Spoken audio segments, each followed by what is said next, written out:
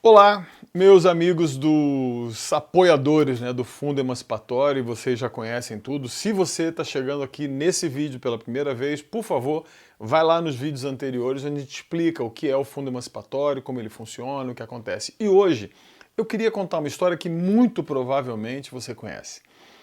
No dia 21 de março de 2020, assim que o Brasil entrou nessa loucura da pandemia, veio a público uma pessoa que ninguém conhecia até então, o Paulo Galo.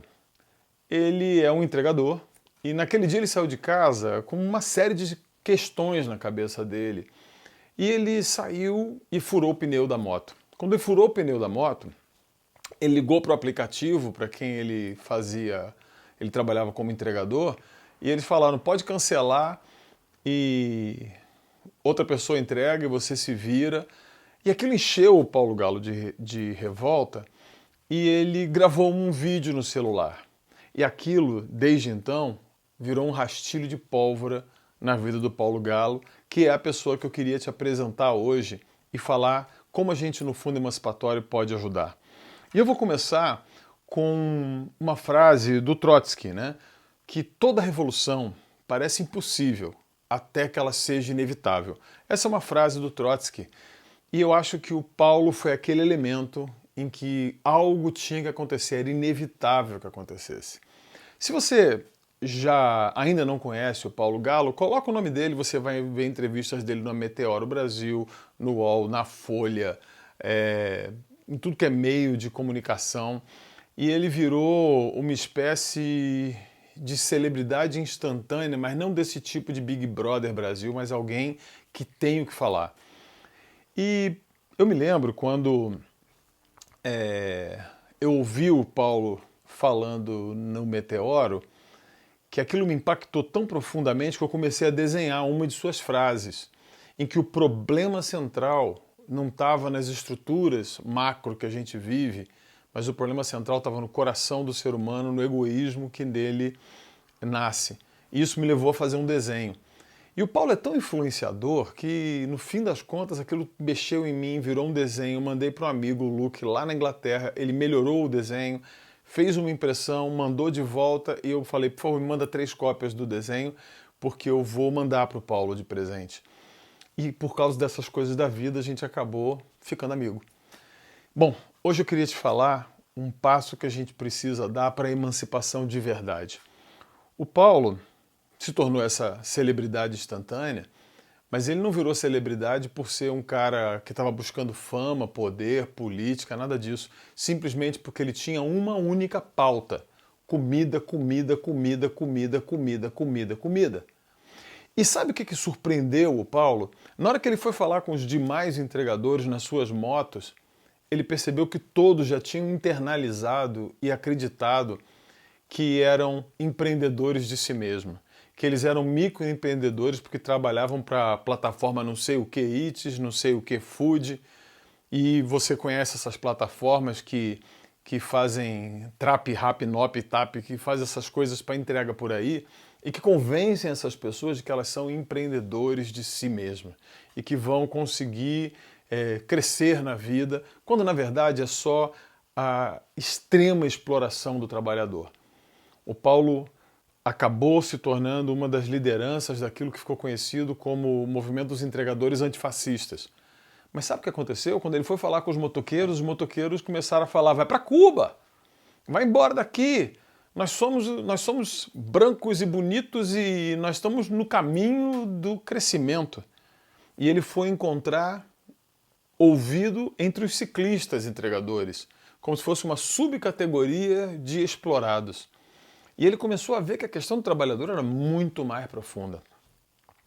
O Paulo imediatamente foi cortado de todas as plataformas, a não ser o que Eats, a não ser o que Food, que você talvez use com tanta rapidez quando você precisa de um rap qualquerzinho para comer.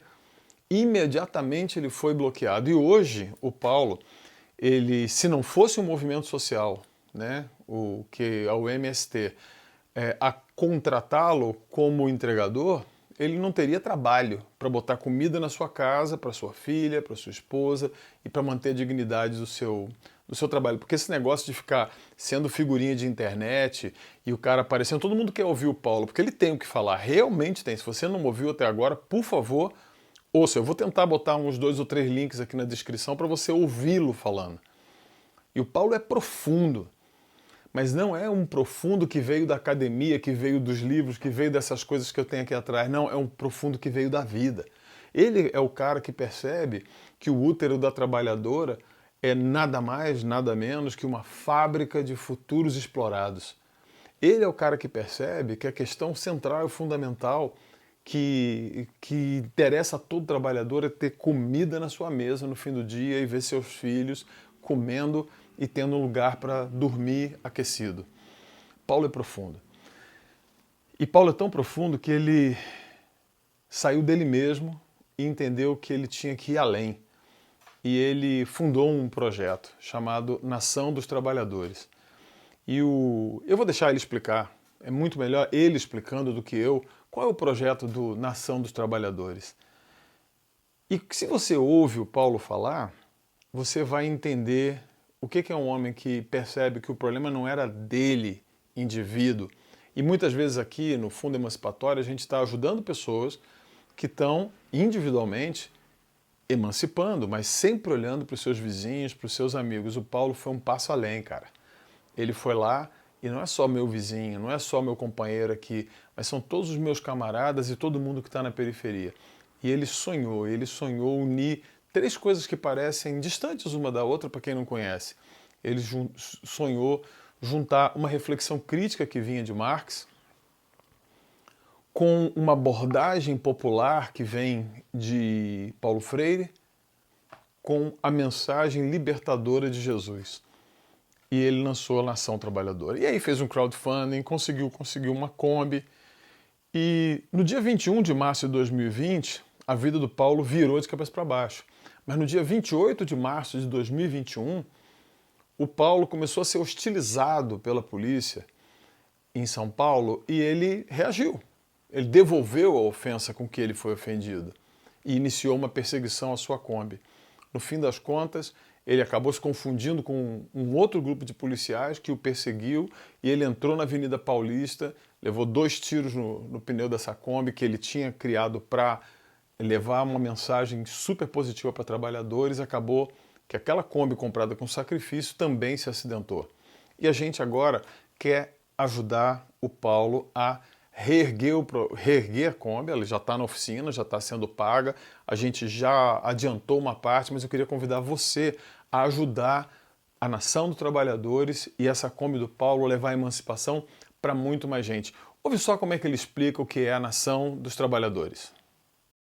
Oba, eu sou o Galo, eu tô aqui para explicar para vocês qual que é o intuito da Nação dos Trabalhadores, qual que é a proposta. A ideia é conseguir explicar para o pessoal nas periferias o que é consciência de classe, o que é luta de classe, a partir da história de Jesus Cristo, a partir da Bíblia, a partir do caminho, dos ensinamentos de Cristo.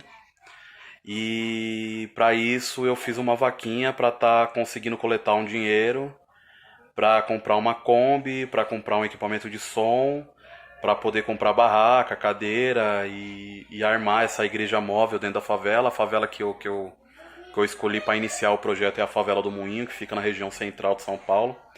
Eu estou esperando passar a pandemia para conseguir dar sequência no projeto, né, para não fazer de forma irresponsável, aglomerar as pessoas e tal. E aconteceu que teve essa tragédia aí da polícia perseguir a Kombi, atirar na Kombi ou acabar batendo ela lá na Paulista, no prédio da Fiesp. E aí acabou gerando um prejuízo alto de arrumar pneu, arrumar roda, arrumar o sistema de refrigeração da Kombi. A Kombi superaqueceu e acabou estourando o cabeçote, acabou estourando a caixa de direção, a embreagem que já não estava muito boa. E aí foi um prejuízo para além do que se esperava, assim, para conseguir dar conta, beleza? A Nação dos Trabalhadores basicamente é isso, é misturar Jesus Cristo com Marx e Paulo Freire, né? Paulo Freire para dar a liga aí, que é o que eu acredito que vai conseguir fazer essa conexão entre Jesus Cristo e Marx. Beleza? Você pode se perguntar como é que junta Cristo, Marx, Paulo Freire faz sentido. Talvez para você isso seja estranho, porque você nunca tem ouvido o próprio Paulo Freire como ele falava sobre isso. Dá uma olhadinha só, o que o Paulo Freire fala sobre isso? Paulo, tu já leste Marx? Não, de jeito nenhum, eles não liam nem jornal. Foi a realidade deles que me remeteu a Marx. E eu fui a Marx. E aí é que os jornalistas europeus, em 70, não entenderam a minha afirmação. É que quanto mais eu li Marx, tanto mais eu encontrei uma certa fundamentação objetiva para continuar camarada de Cristo.